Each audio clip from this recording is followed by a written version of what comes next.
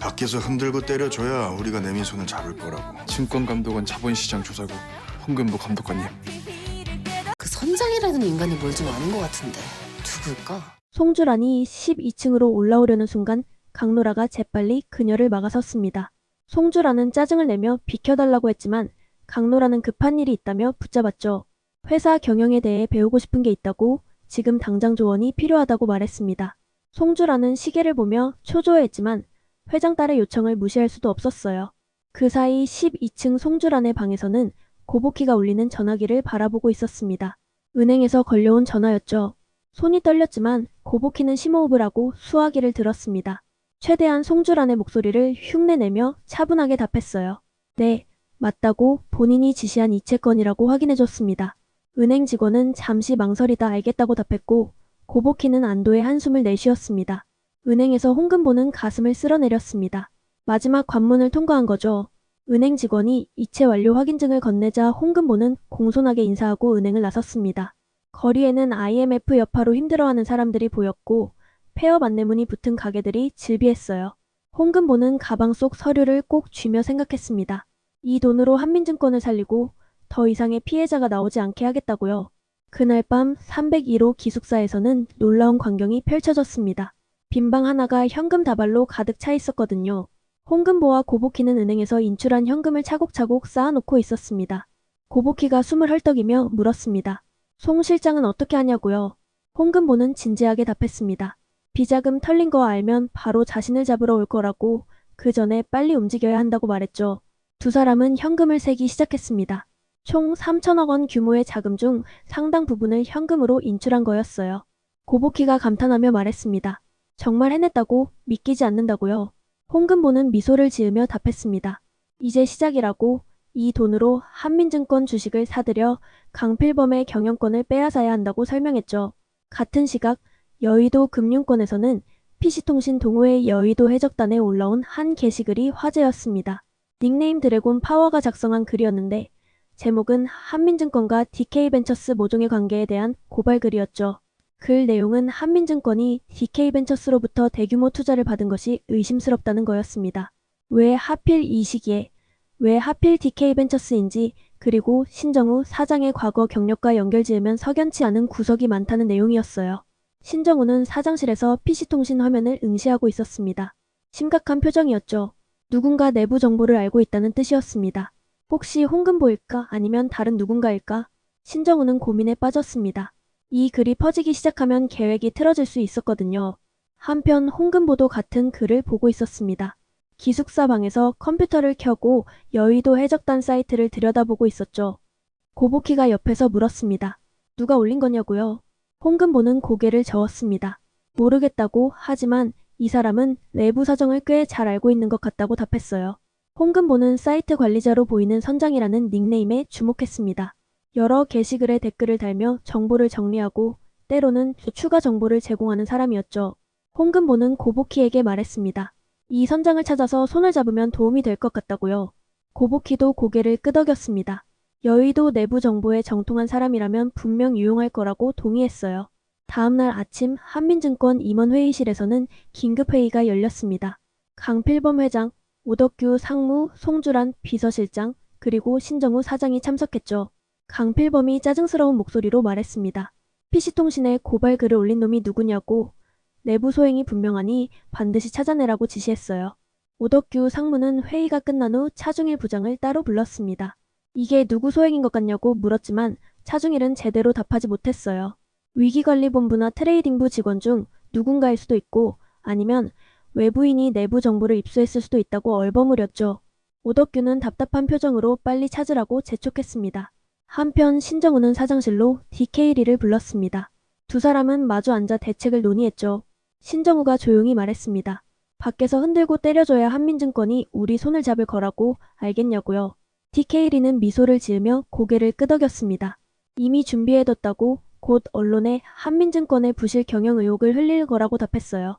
두 사람의 대화는 송주란의 지시로 도청 장치를 설치했던 고보키에게 고스란히 녹음됐습니다. 고보키는 퇴근 후 급히 기숙사로 돌아와 홍금보에게 녹음 파일을 들려줬죠. 홍금보는 헤드폰을 끼고 신정우와 DK리의 대화를 들었습니다.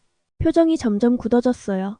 신정우가 생각했던 것보다 훨씬 치밀하게 한민증권을 무너뜨리려 한다는 걸 깨달았거든요. 홍금보는 헤드폰을 벗으며 말했습니다. 우리도 서둘러야 한다고, 신정우가 움직이기 전에 먼저 주식을 사들여야 한다고 강조했죠. 고복희는 걱정스러운 표정으로 물었습니다. 그런데 어떻게 그 많은 주식을 사냐고요? 홍금보는 계획을 설명하기 시작했습니다. 며칠 후 알버노는 이상한 느낌을 받았습니다. 누군가 자신을 미행하는 것 같았거든요. 퇴근길 지하철역에서, 회사 근처 카페에서, 심지어 집 근처에서도 같은 사람이 보였어요. 알버노는 확신했습니다. 누군가 자신을 감시하고 있다고요. 어느 날 저녁, 알버노는 일부러 한적한 골목으로 들어갔습니다. 그리고 갑자기 뒤돌아서서 미행자를 마주했죠. 봉달수였습니다. 알버노가 차갑게 물었습니다. 왜 자신을 따라다니느냐고요. 봉달수는 잠시 망설이다 답했습니다. 홍금보 때문이라고요. 알버노는 순간 얼어붙었습니다. 홍금보?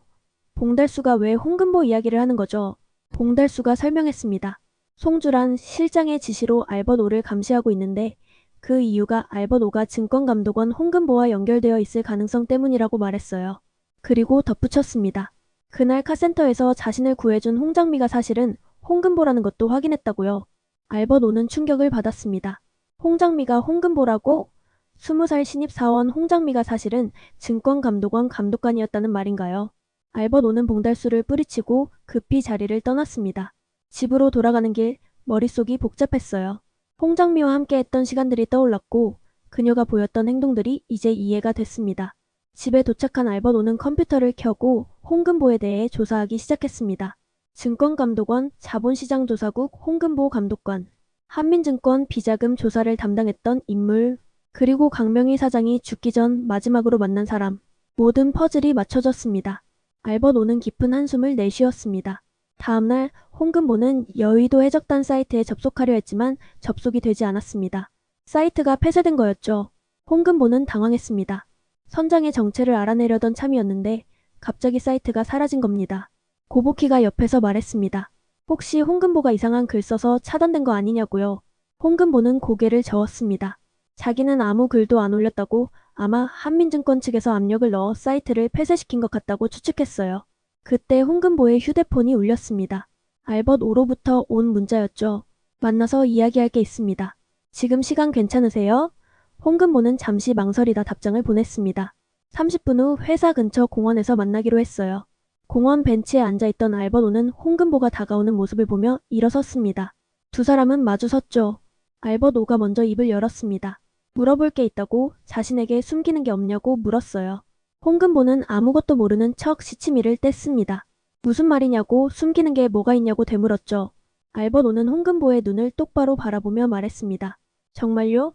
증권감독원 자본시장조사국 홍금보 감독관님. 홍금보는 순간 얼굴이 굳었습니다. 어떻게 알았냐는 표정이었죠. 알버노가 계속 말했습니다. 봉달수를 통해 알게 됐다고, 그리고 직접 조사도 해봤다고 설명했어요. 홍금보는 잠시 침묵했습니다.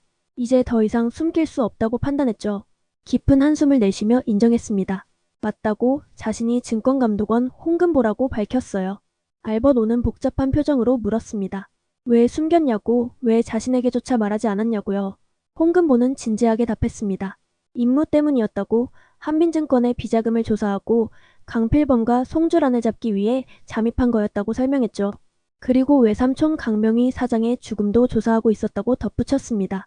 알버노는 그 말에 귀를 기울였습니다. 외삼촌 이야기가 나오자 표정이 달라졌거든요. 홍금보가 계속 말했습니다. 강명희 사장은 회사의 비리를 폭로하려다 의문의 교통사고를 당했다고, 그리고 그 배후에는 강필범과 송주란이 있다고 설명했어요. 알버노는 주먹을 꽉 쥐었습니다. 자신도 그렇게 의심하고 있었지만 증거가 없었거든요. 알버노가 물었습니다. 그럼 지금은 뭘 하고 있냐고요? 홍금보는 잠시 고민하다 결심했습니다. 알버노를 믿기로요. 솔직하게 털어놨습니다. 비자금을 빼돌려서 한민증권 주식을 사들이고 강필범의 경영권을 빼앗을 계획이라고 설명했죠.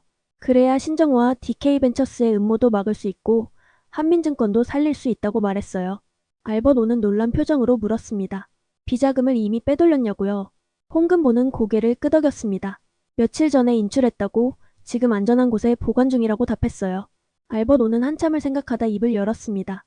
자기도 돕겠다고, 외삼촌의 원수를 갚고 한민증권을 지키기 위해서라도 함께하겠다고 말했죠. 홍금보는 안도의 한숨을 내쉬었습니다. 알버노가 적이 아니라 동료가 되어준 거였어요. 두 사람은 악수를 나눴습니다. 알버노가 물었습니다. 이제 어떻게 할 거냐고요? 홍금보는 계획을 설명하기 시작했습니다. 그날 밤 301호 기숙사에서는 홍금보, 고복희, 그리고 새롭게 합류한 알버노가 모여 작전 회의를 했습니다. 홍금보는 노트북 화면을 보여주며 한민증권 주식 매수 계획을 설명했어요.